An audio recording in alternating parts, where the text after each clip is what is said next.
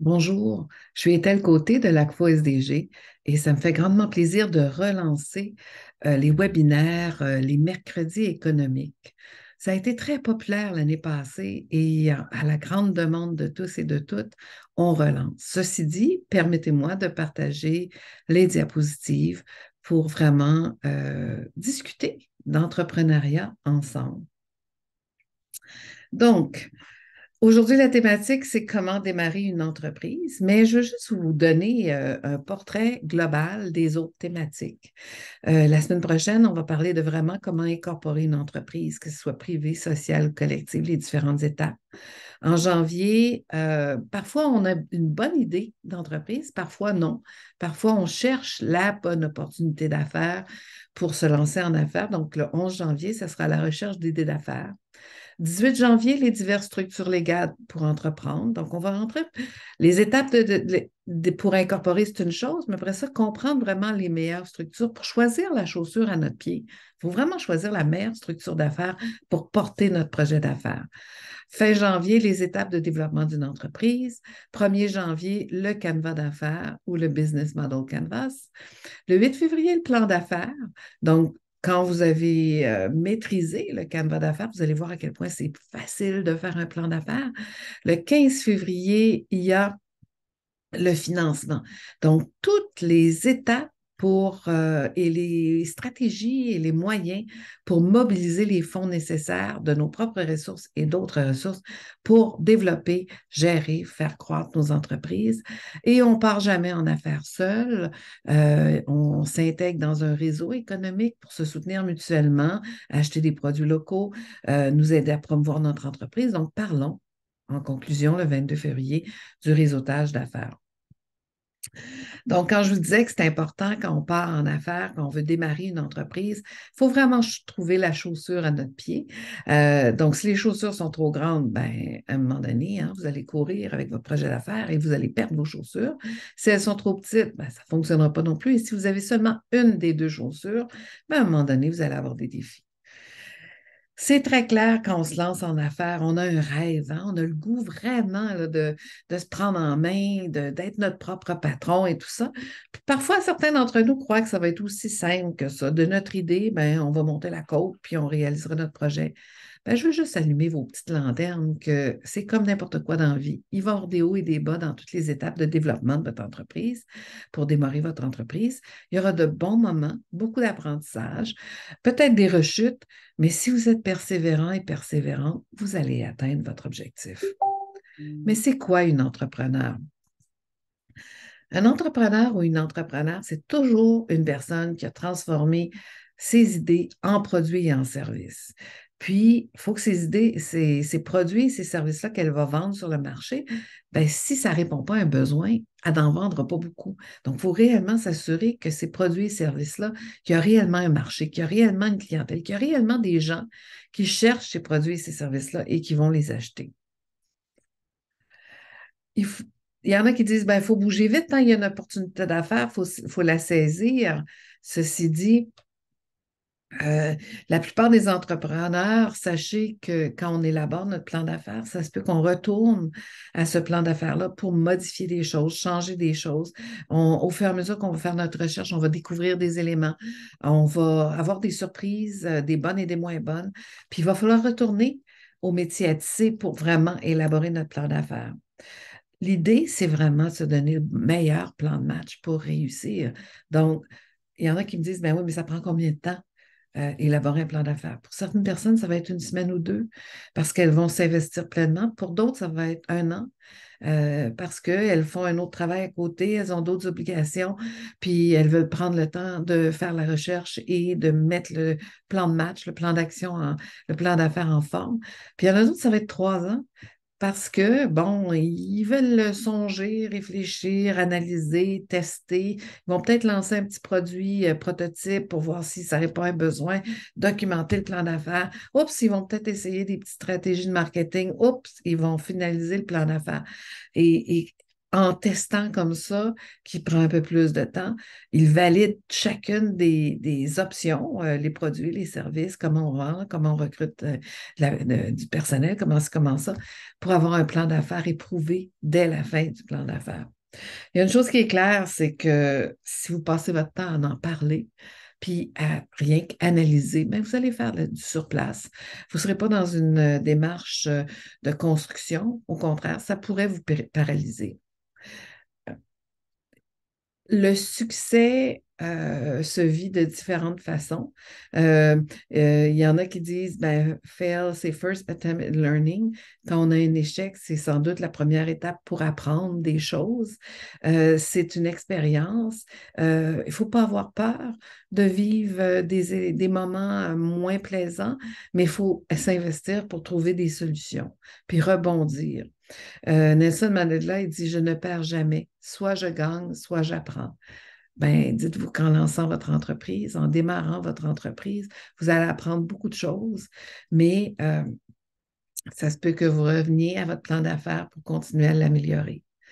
Il y en a qui me disent, bon, pour démarrer une entreprise, quelles sont les étapes? Il y en a qui c'est combien de temps? Après ça, les étapes. Écoutez, si vous achetez des livres sur le marché, vous allez sur la toile, Google et compagnie, vous allez voir, il y en a qui produisent. Puis ça, c'est vraiment des schémas réels qui viennent de différents livres. Il y en a qui vont dire qu'il y a 5 étapes. Alors, il faut avoir un bon projet, une étude de marché, être clair sur notre statut juridique, euh, mais qu'il y a vraiment 5 étapes. Il y en a d'autres, c'est 6 étapes. Donc, vous voyez, on a encore le marché, la clientèle, le projet. Mais là, on travaille sur définir le produit, définir la marque, puis les stratégies pour vendre. Il y en a d'autres, c'est 7 étapes. Plusieurs des éléments reviennent, mais ils précisent certaines affaires, entre autres au niveau du marché, parce que c'est prouvé que les deux grands défis pour démarrer une entreprise, c'est souvent de ne pas savoir comment développer et gérer une entreprise. Puis après ça, c'est de ne pas être capable de bien commercialiser nos produits et nos services. Donc, si on n'est pas bon en marketing, puis qu'on ne s'entoure pas de gens qui pourraient nous aider dans ce domaine-là, puis si on n'est pas bon en gestion, puis qu'on va renforcer nos capacités, bien, à quelque part, ça va nous rattraper. Les 8 étapes, là, c'est un autre livre, il disait, eux autres, c'est 8 étapes. On part de l'idée de projet, l'idée d'entreprise, on vérifie s'il y a un marché, on s'assure de faire un budget réaliste, puis encore là, un budget va nous confirmer l'argent qu'on peut investir dans notre projet, mais l'argent qu'on a besoin. Peut-être qu'on va aller dans des institutions financières, aller chercher des subventions, des appuis, vraiment d'incorporer la structure, puis se donner des stratégies, pas juste qu'elles durent une année, mais qu'elles puissent être pérennes dans le temps. Ceci dit, ça continue. Il y en a qui vont même parler de 24 étapes. Écoutez, rien n'invente pas le bouton de 4 roues. C'est pas qu'il y a plus ou moins d'étapes. Il précise des sous-étapes en dessous des grandes étapes. Nous, on sert beaucoup de ce schéma-là, où est-ce que si on part seul en affaires, assurément, l'étape 1 n'a pas lieu, on ne crée pas un groupe, mais si on part 2 ou 3 ou 4 en affaires, il faut d'abord créer le groupe. Il faut s'assurer qu'on a la même vision du projet d'affaires. Il faut évaluer nos compétences, notre capacité de se lancer en affaires. Donc, c'est 3, évaluer notre niveau de préparation. Est-ce qu'on connaît notre territoire? Des fois, on se lance en affaires, puis on se rend compte que non, on ne la connaît pas tant que ça, la ville, le village, le quartier.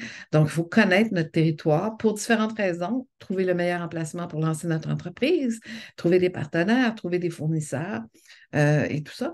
Notre idée d'entreprise, ben, elle va se bonifier, mais là, il faut la clarifier à l'étape 5. On va faire l'image collective de l'initiative. Ça, c'est le canevas d'affaires que vous allez voir dans une des sessions, mais je vais vous montrer une image de ce que ça peut avoir l'air, le canevas d'affaires aujourd'hui. 7, l'étude de marché. 8, la mobilisation des ressources. 9, ben là, on le finalise, notre plan d'affaires, puis on se lance en affaires à 10 et on continue le développement.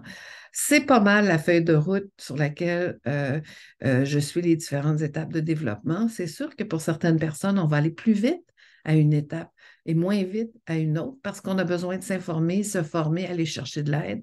Puis il y en a d'autres, ben, ils maîtrisent déjà ces éléments-là. Donc, la formation peut être à différents temps du projet, du développement d'entreprise. Le leadership, il faut assumer notre leadership en affaires.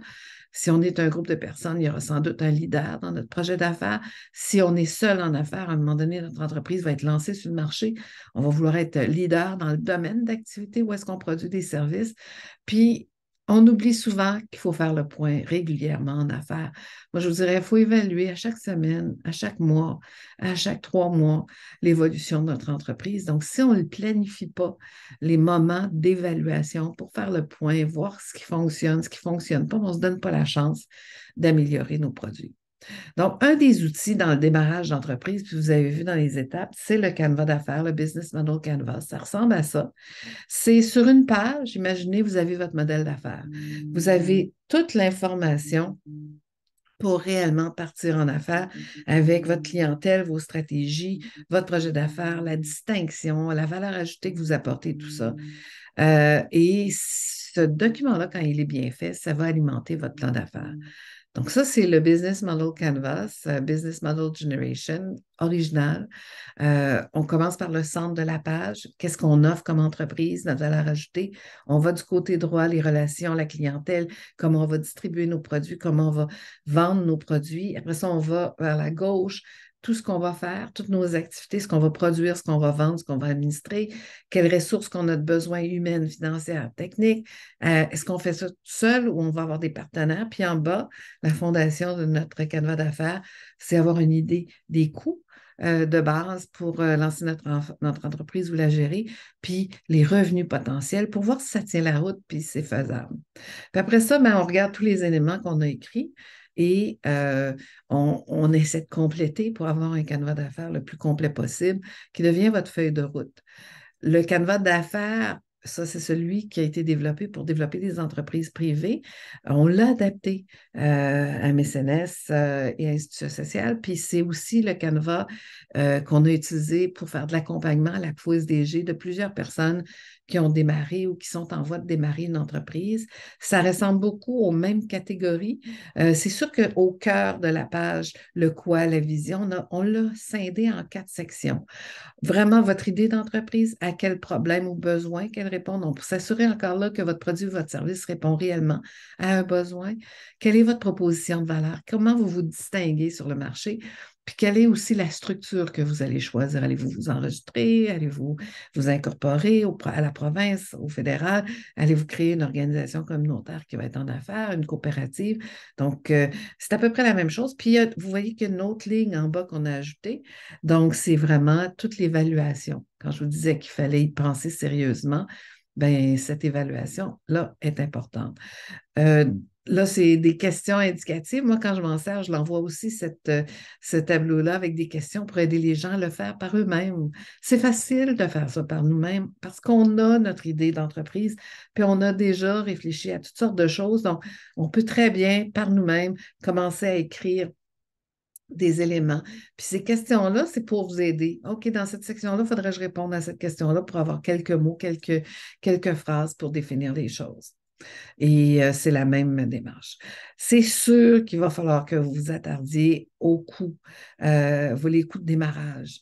Si vous démarrez une entreprise de consultation, vous travaillez en télétravail à la maison, ben, vous n'aurez pas beaucoup de coûts de démarrage, mais si vous lancez un restaurant ou un bistrot ou un café ou une entreprise de production quelconque, vous allez avoir un espace, vous allez louer un espace, vous allez louer acheter de l'équipement, vous allez avoir de l'électricité, payer pour l'eau, payer des assurances et tout ça.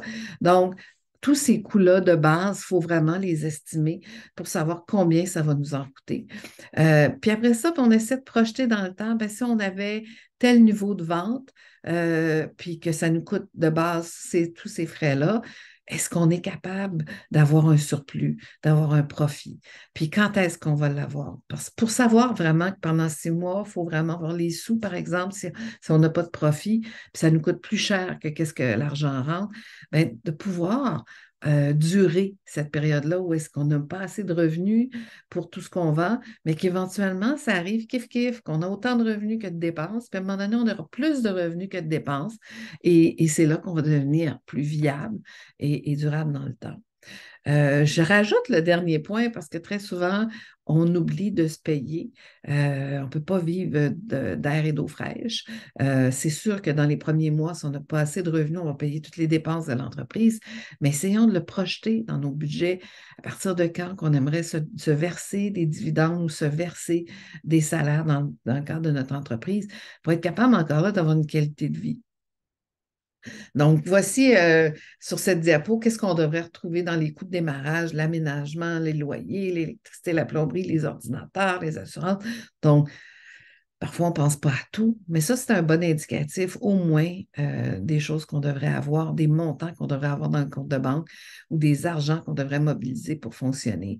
Ça se peut même que, selon le type d'entreprise, en plus de nos frais d'incorporation, qu'on ait besoin d'une licence, qu'on ait besoin de permis. Ça se peut même qu'on ait à payer des frais professionnels. Il va falloir plus tôt que tard d'avoir une marge, hein, d'être capable de planifier qu'on ne vend pas notre produit au coût ou à perte. Donc, si ça nous coûte en électricité, en main-d'œuvre, en matières premières, 3 pour produire un produit qu'on va vendre du marché, bien, il ne faut pas le vendre 3. On ne fera jamais assez d'argent. Il ne faut pas le vendre 2 piastres et demi parce qu'on va le vendre à perte, puis là, on ne sera pas capable de toffer, de durer dans le temps. Il faut peut-être calculer combien de marge raisonnable. Souvent, on regarde les prix pour des produits similaires sur le marché, puis là, tu sais, on se dit, ben ça m'a coûté 3 piastres, mais je peux peut-être charger 4 piastres ou même 5 piastres ou même 6 piastres pour avoir une marge bénéficiaire puis avoir éventuellement un profit ou un surplus à la fin de la journée.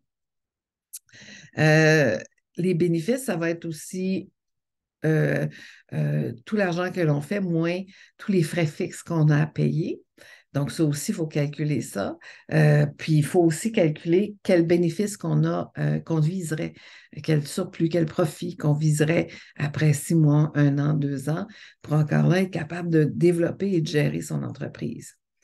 C'est bon aussi dès le départ d'essayer de voir quelle liquidité qu'on peut investir dans notre projet, l'argent en cash qu'on a pour investir à différentes étapes de projet, puis l'argent en cash qu'on doit avoir à différentes étapes marquantes de notre projet d'affaires, dans le démarrage de notre affaire, pour ce que il faut gagner assez d'argent pour survivre comme personne, mais même pour vivre, mais il faut aussi que l'entreprise ait assez d'argent pour se développer et pas juste survivre, mais aussi être pérenne.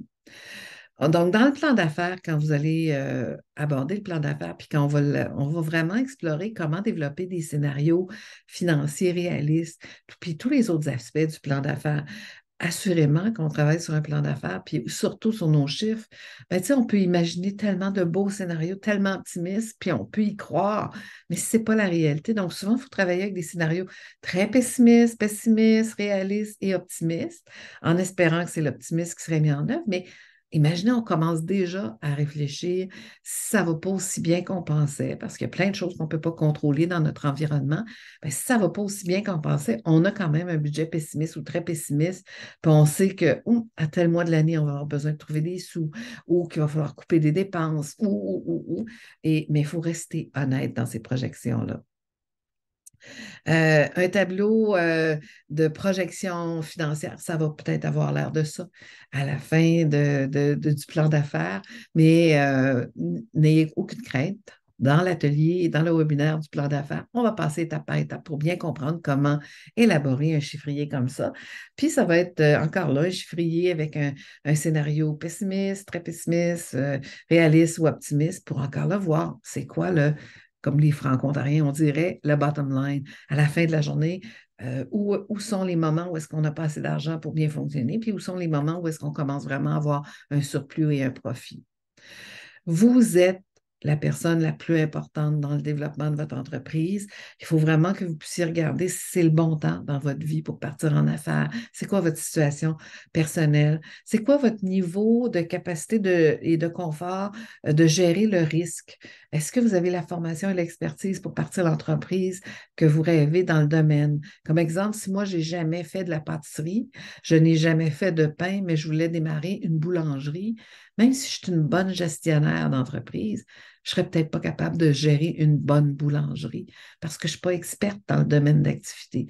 Donc, il y a vraiment un arrimage avec nos compétences, puis notre modèle d'affaires, puis nos produits et les services qu'on va vendre. Ça, c'est bien. Puis là, c'est là qu'on se regarde dans le miroir, puis qu'on fait le bilan. Bien, qu'on va peut-être dire, je vais aller me chercher une formation en gestion ou en comptabilité, ou je vais peut-être associer un partenaire qui a telle compétence que je n'ai pas. Donc, c'est là qu'on va mobiliser aussi notre réseau d'amis, des contacts, puis qu'on va commencer à repérer les ressources financières qu'on aurait besoin. n'oubliez surtout pas que vous êtes encore là, je le redis, la personne la plus importante dans votre projet d'affaires. Vous le rêvez, ce projet-là, vous allez vous investir dans le développer, vous allez le débattre avec d'autres, vous allez y ajouter de la viande sur ce modèle-là pour vraiment que ça fasse du sens et que vous puissiez vraiment lancer votre entreprise, démarrer votre entreprise, la gérer et l'exploiter. Comment on peut vérifier si elle est faisable? Encore là, ça va être de se poser les différentes questions à différentes étapes. Il va falloir choisir notre structure légale, que ce soit propriétaire unique, partenariat, société. Il y a aussi dans l'équation tous les scénarios légaux pour l'entreprise sociale. Et on va aller plus dans le détail comme ça quand on va regarder la structure, mais vous allez voir quand on va revenir là-dessus, je vais vous présenter les avantages, les inconvénients de chacune des structures. Parce que moi, mon idée, ce n'est pas de vous convaincre de créer une coop, de créer une entreprise privée ou de partir avec 3 autres personnes en affaires. C'est vraiment de vous donner la chance de choisir la meilleure structure légale pour partir en affaires.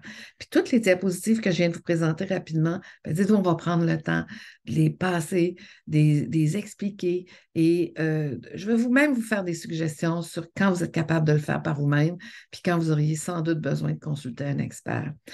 Quand je dis qu'il y a d'autres options plus traditionnelles, conventionnelles et différentes pour partir en affaires, on appelle ça les entreprises sociales ou les entreprises d'économie sociale. Parce que oui, au Canada, il y a des coopératives à but lucratif et à but lucratif. Il y a aussi des organisations communautaires qui peuvent avoir des activités génératrices de revenus, donc des activités commerciales. Puis il peut même avoir des mutuelles d'assurance, des mutuelles de formation, même des fondations qui vont avoir des activités génératrices de revenus.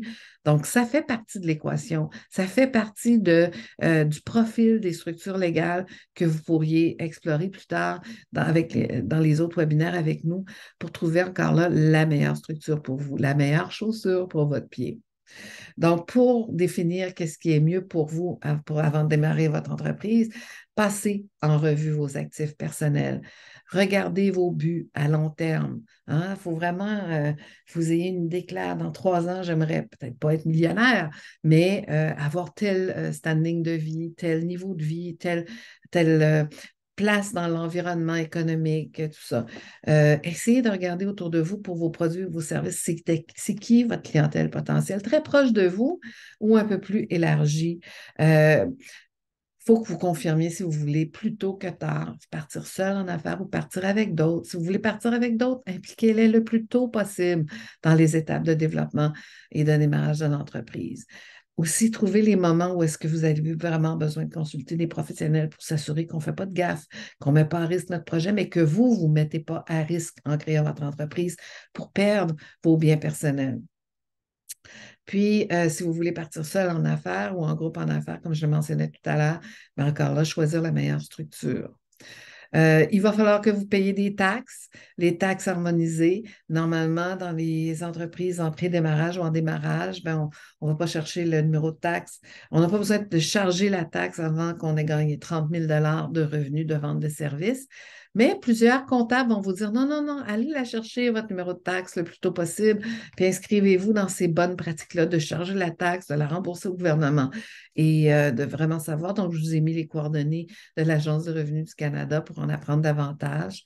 Si vous êtes à Cornwall, à Alexandria, à Moose Creek, ben, il faut aller voir notre municipalité pour voir les règles par rapport à différents types d'entreprises. Donc, pour certaines activités commerciales, il va falloir aller chercher une licence à la municipalité. Si on veut avoir notre entreprise à la maison, oui, c'est possible, mais encore là, la ville peut avoir des règles à cet effet-là. Là, je vous ai mis un exemple à Ottawa. On peut visiter le site de la ville, puis il y a une section pour les permis pour les entreprises à la maison. Certaines villes, certains villages n'ont pas cette réglementation-là, mais ça vaut la peine d'aller voir pour ne pas avoir de surprise un peu plus tard. Vous allez, si vous avez votre entreprise à la maison, vous allez pouvoir déclarer sur vos propres impôts 25 de la surface ou 28 mètres carrés, un peu de chauffage, votre téléphone et tout ça. Souvent, les villes ne veulent pas que vous ayez de la signalisation à l'extérieur de la maison, tout ça. Donc, encore là, il y a des limitations, mais il y a des avantages de faire du télétravail, surtout après le temps de pandémie qu'on vit présentement. Travailler avec les faits et non pas ce que les gens vous disent. Aller chercher les vraies informations sur les sites des municipalités, du gouvernement provincial et fédéral pour avoir l'heure juste.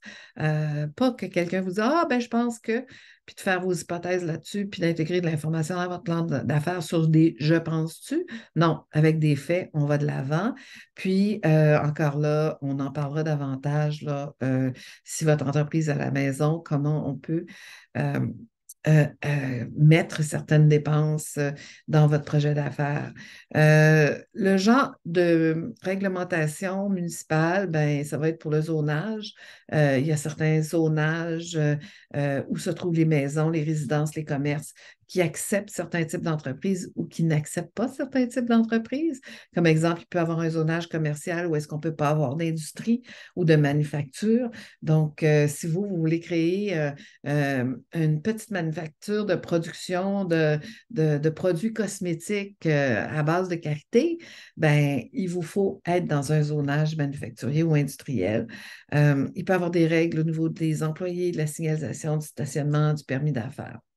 Provincial, vous voyez, là, ce que j'ai essayé de faire, c'est qu'est-ce que vous allez avoir comme règles et règlements ou lois au municipal, au provincial, au fédéral. Mais ça, on va reprendre ça ensemble. Mais pas que je veux vous faire peur, mais c'est complexe démarrer une entreprise. Autant que ça peut être facile parce qu'on est motivé par notre projet, autant qu'il faut s'informer d'une variété de choses pour prendre les bonnes décisions. Et à tout moment donné, vous devez être responsable de votre projet d'entreprise. Vous ne pourrez jamais plaider l'ignorance. Ah, je ne savais pas, je l'ai fait comme ça, pas que je voulais mal faire. Non, non, non. Vous avez un devoir de trouver l'information, de la comprendre, cette information-là, de vous l'approprier et de l'intégrer dans votre modèle d'affaires et dans votre plan d'affaires. Et en conclusion, ben voici plusieurs ressources que je vous ai indiquées pour l'Ontario, le Canada, pour faire des études de marché. Il y en a plein d'autres. Mais restez à l'affût. Venez à la chaîne YouTube de l'ACFO SDG. Il y aura tous les autres webinaires qui seront en ligne. Et sur ce, messieurs, mesdames, j'espère que ce premier webinaire a su vous intéresser et on se revoit à la prochaine session. Bonne journée. La SDG vous remercie d'être parmi nous.